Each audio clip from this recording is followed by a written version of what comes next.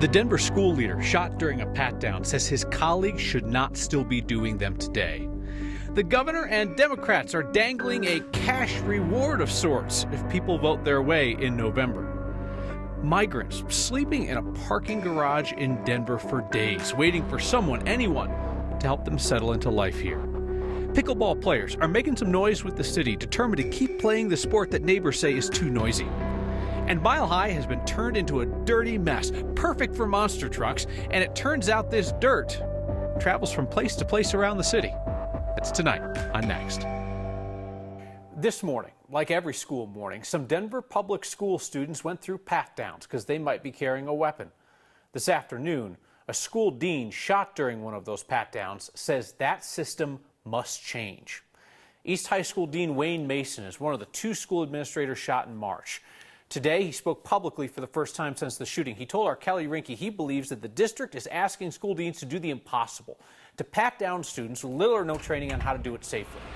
It could happen again, and I think it's set up to happen again just because of we really haven't moved forward yet. If you're going to do a pat down, I think the plan should be in place to have the safety officers present when the pat down is supposed to take place. DPS has not answered our questions about how many students go through a daily pat-down routine, but we do know these pat-downs are happening at multiple schools every morning. The Denver School Board's most vocal opponent of armed school resource officers now has a challenger in November's election. Tattered Cover Bookstore investor Kwame Spearman announced today he's going to run against Deontay Anderson for the DPS at-large board seat. Spearman dropped out of the mayoral race just a few weeks before the election. He's also stepped away from his role at Tattered Cover as CEO so he can focus on his political career. Spearman's run for mayor courted some of the same conservative talk radio outlets that have long focused on Anderson's progressive activism and his personal misconduct. Anderson also led the effort to remove DPS officers from schools in 2020 following the social justice protests after George Floyd's murder. I wouldn't say that Colorado Democrats' property tax plan is a bribe. They're just trying to get people to do something by giving them money in return. Yeah, okay, so that is the dictionary definition of a bribe, but let's not overthink this. Governor Jared Polis and Democratic legislators are offering larger Tabor refunds for lower-income Coloradans next year, but only if people vote to scale back Tabor refunds for everyone in future years. Politics guy Marshall Zellinger does the math. What does your increasing property tax bill have to do with your Tabor refund, money the state is constitutionally required to give back to you? Until this weekend, nothing. Democrats at the state legislature introduced a last-minute bill that ties the Tabor refund you're going to get next year to a proposal on the November ballot that would lessen the increase of your property tax bill. We believe that coupling this refund mechanisms bill with the property tax bill is what guarantees that this will do more for lower-income people. Lawmakers, including Democratic State Representative Chris DeGree Kennedy, are poised to put Proposition HH on the November ballot. HH would change the math of your property tax bill. It would still go up, just not as much as the notice you just got in the mail. So here's the bribe. If HH passes, then everyone's Tabor refund will be equal. $672 as a single filer, twice that if you file jointly. Kind of like last year when everyone got $750 or $1,500 checks as part of their Tabor refund a few months before last year's November election. But if HH fails, then your Tabor refunds will be issued based on your income level. More money for higher earners, much less for those who are low income. We also know that renters are less likely to own a home, which means they may not be guaranteed as much of a benefit from the property tax bill. This is one way of making sure those renters benefit as well. Here are some examples. For those who make less than $50,000, voting yes on HH would also mean you'd get almost $200 more than the current Tabor refund mechanism. $50,000 to $100,000 means $33 or $66 more. Any other income bracket and voting yes on HH also means you'd get fewer dollars in Tabor refund money. They're going to get anywhere from $33 to $192 additional money with this. So you're being duped. Republican State Senator Barbara Kirkmeyer calls it being duped because HH uses some of your Tabor refund each year to make sure local governments are made whole if your property tax increase gets lowered. And this equal refund for all is only for 1 year. So if this is that important, and we're talking about equality for everybody, equal for taxpayers, then let's make it permanent. I know this sounds complicated because Proposition HH is going to be about changing the math of your property tax bill, not about your Tabor refund. This separate bill introduced this weekend, rather, and sent to the governor today, is about contingent on HH passing. It's not going to be written into HH, so it's this thing that's over here that's going to be in the blue book. But you're not going to see it on your ballot to say, should I vote for this? And Kirkmeyer tried to call out Democrats and said, if you want to do this equal Tabor refund thing, forget the HH. Just do it. Do it permanently. She had that as an amendment to the bill. And the Democrats, who would probably normally agree with that, rejected it. They don't have to be linked. This is a choice to link the two together. Right. They don't have to be linked. And look, we can be skeptical, cynical, and say they're trying to talk to the renters and the lower income voters who weren't going to benefit perhaps from HH and the property tax changes because landlords would pass it, whatever. This is a way, olive branch, I guess, to the renters saying, we're going to increase what you get from your Tabor refund, at least in 1 year. Just remember that when you get your ballot. Yeah. Every time you say Prop HH, all I can think of is Prescription H. Don't say. And no, I'm not going to say anything more than that. Just every time you say it, all I can think of is Preparation H. Marshall, thank you. So the state legislature has to call it quits for the year at midnight. Each year, of course, there's a rush to finish bills by the deadline. Our partners at Colorado Politics report the legislature still had 72 bills it wanted to get through as of this morning. Legislators did pass a bill designed to lower the costs of utility bills. It would limit the expenses that utility companies can pass on to customers. It also puts more regulations on utility providers to limit future volatility in your billing. You can hear them cursing Marshall's name at XL headquarters as I say that. There are hundreds of migrants who are living in a parking garage in Denver, waiting for help getting situated in the city. The people who are originally from Venezuela say that they have little food to eat. They've been sleeping on the ground in this parking garage for days. The city told our Mark Salinger it's running out of resources to help. In a parking garage in Denver, people spend their first days in Colorado waiting. Tenemos miedo porque ya hemos recorrido tanto. 2 días dormí ahí, donde se muestra aquí a la parte de atrás mía. Juan Diego arrived after a months-long journey from Venezuela. He says he hasn't eaten much since he got here and spends his nights sleeping on the concrete floor of the parking garage. No se duerme bien porque uno está acostumbrado a dormir en su cama, a cambio ahí está durmiendo en su cartón. Para dormir conseguimos cartones, nos abrigamos y nos dormimos así en grupo porque el frío es inclemente. Like most people here, Sí. Isael also came from Venezuela.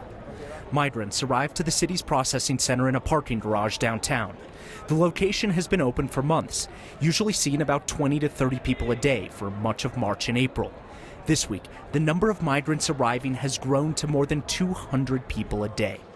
They're waiting longer to be processed. The wait wouldn't be this long if there weren't so many people. Tengo 2 días haciendo la cola para poder pasar, para que me regalen el pasaje para Chicago, pero no me han dado solución de nada. Juan Diego, Isael, and other migrants say there isn't enough food for everyone waiting in the facility. It wasn't built to house people for days at a time. Mira, hasta ahora no nos han dado nada.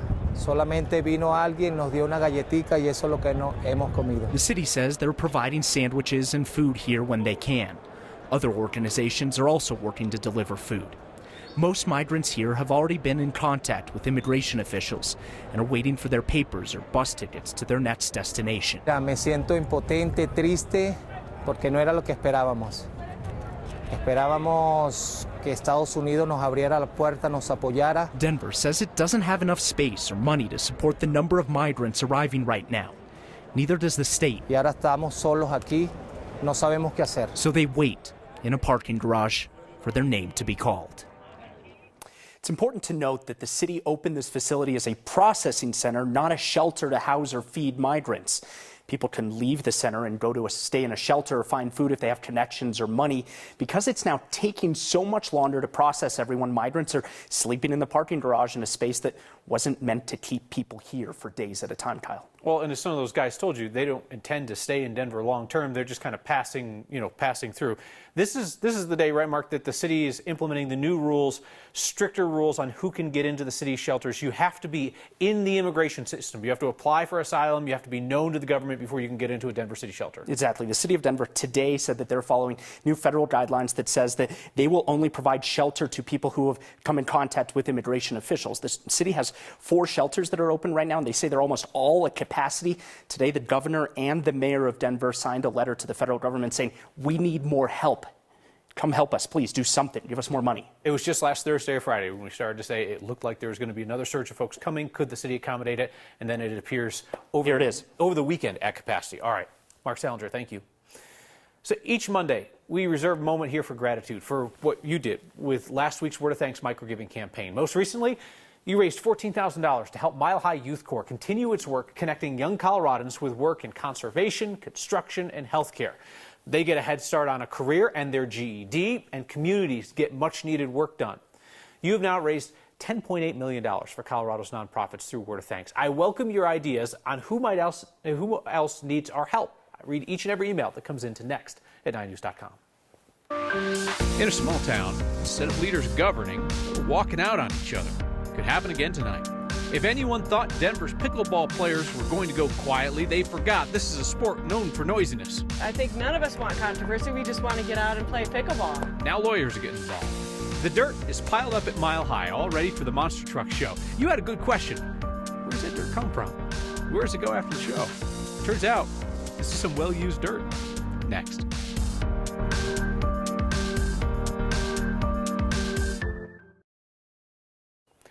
My question for Dacono City Council is the same question that I asked my 2-year-old at bedtime.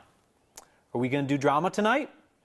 The 2-year-old is getting a lot better about the drama. Dacono City Council is not. Tonight, they're supposed to vote on whether to hire a special counsel to investigate if some city leaders possibly violated open meetings rules. But who knows if they will actually vote on this, because they were supposed to do it at the last meeting, and then things went off the rails. Citizens of Dacono, your king has spoken. Your council does not matter. Last meeting ended with some city council members walking out. Mayor Adam Moorhead says that may happen again tonight. A CBI investigation found evidence that 4 city council members in Dacono violated open meetings laws when they gathered outside a public meeting to complain about the city manager. The manager was abruptly fired by the council majority. 2 of the council members are up for a recall. The report says the council majority violated open meetings law again to plan recall strategy. The meeting just got started in Dacono. That is a healthy-looking public comment session right there for a small town. If things go sideways, again, we'll get into it on 9 News at 9 and 10. Kelly Brough has pulled in another endorsement from first responders in the race for Denver mayor. The union representing firefighters backed her today. Police union endorsed her last week. Both Brough and Mike Johnston are running campaigns largely focused on public safety and clearing homeless encampments. Brough has said that she'd have people arrested for violating the urban camping ban. Johnson said he wouldn't do that. A reminder, 9 News will be hosting a runoff debate between Mike Johnston and Kelly Brough next week. It will be Tuesday, May 16th. Starts at 7 p.m. You can watch on Channel 20 or stream it on 9 News Plus.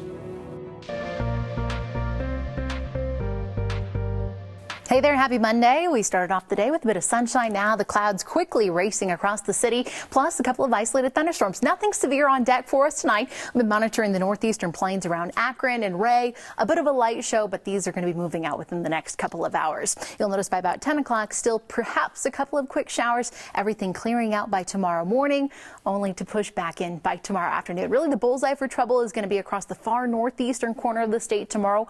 Large hail, possibly some damaging winds. Those really will be the biggest threats for us. Across south central Colorado, we're talking about strong winds and high fire danger, so kind of keep that in mind. The heat's on. Tomorrow is going to be our warmest day, upper 70s, low 80s of the week. And then look at this, mid 70s on Wednesday with a good chance of storms, some severe, and then the 60s and rain take us through Mother's Day weekend. The courts may be quiet, but the pickleball players will not be silenced. They're fighting to get the courts reopened. Monster trucks and motocross have taken over Mile High, and so has a lot of dirt. So where does all that dirt go? Denver's pickleball players are demanding to be heard. That, being heard, is actually part of the problem, if you ask the city. Neighbors complained about the noise from pickleball, so Denver Parks and Rec scrapped the plan for 8 new courts at Congress Park. Our Ann Herbst went to a protest of sorts in MLK Junior Park. Should have stretched before we started, huh? Any morning is a good morning for pickleball. Nice shot. Uh-oh. At least that's what Kirsten Palmquist thinks. But these pickleball matches at Martin Luther King Jr. Park double as a peaceful, or not so peaceful depending on how you feel about this sound, protest. Kirsten hopes will catch the eye of the Denver Parks and Rec Advisory Board. Denver Parks and Recs has put a shutdown on 8 pickleball courts that were going to be put into the interior of Congress Park. Neighbors complained that the courts that were already there were too loud, and the plan to move them was shelved. Holland has wrote an appeal hoping that that can be overturned. I'm an attorney and have been practicing law for almost 35 years. Holland Hoskins knows the law and the sport. I've been playing pickleball for about 4 years. This morning, she put down her paddle to file a 37-page appeal to the board. Denver Parks and Rec made an arbitrary and unfounded directive that prohibits pickleball in certain parks and restricts it at others. Oh, good thinking. Hoskins says keeping courts away from other park amenities like tennis courts and building courts at least 350 feet and preferably 500 feet away from homes are rules meant to keep pickleball out of parks. What this appeal is asking the 19-member board to do is to step in, and we're asking them to set a special hearing so that everyone can be heard. They want a say in the future of this growing sport in Denver. But mostly players like Kirsten. All right. Good point. Just want to get back to the game. I think none of us want controversy. We just want to get out and play pickleball. For next. Oh, good shot. This is Ann Herbst. Ann talked to Denver Parks and Rec, and they said the advisory board is just that. They give advice and recommendations, so the appeal might not do much of anything when it comes to the Congress Park courts, because that's been settled.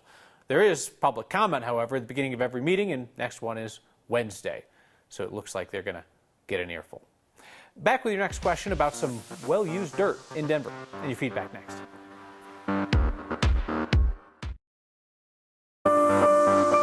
Our next question tonight is from Debbie Kunkel. She wants to know about the dirt at Mile High for the Supercross show. She asked what happens to all that dirt once the show's done. That is a great question, Debbie. That's a fun one. So Mile High is currently filled with truckload after truckload of dirt. It's for the Monster Energy AMA Supercross, which is this past weekend, and the Monster Jam coming up this next weekend. The Broncos say once it's done, they'll gather up all of the dirt, and then it gets stored at the Coliseum. They use it for each of the dirt-based shows around town. So you could see the same dirt at Monster Jam at Ball Arena that you do for the Supercross event out at Mile High. The Broncos say it typically takes about a week to load in all the dirt, get it shaped up for the track, get it ready. They're able to clear it out in less than 2 days. That was a fun little adventure. Your questions take us in all kinds of curious places. Email anything you're wondering about, anything about life in Colorado. Next@9news.com is the email address, or you can always use the hashtag #HeyNext. Feedback tonight from someone who actually lacked the courage to sign their name, talking about the city's efforts to help migrants stop spending money to make criminal illegals comfy. So just a quick reminder so everybody's on the same page. Seeking asylum is not illegal. That is a legal act to seek asylum. Just want to make sure we're all on the same page there. Joe says, why don't they add walls around the pickleball courts like they did with the T-Rex project on I-25? Could you imagine the millions that they could spend to build pickle pits?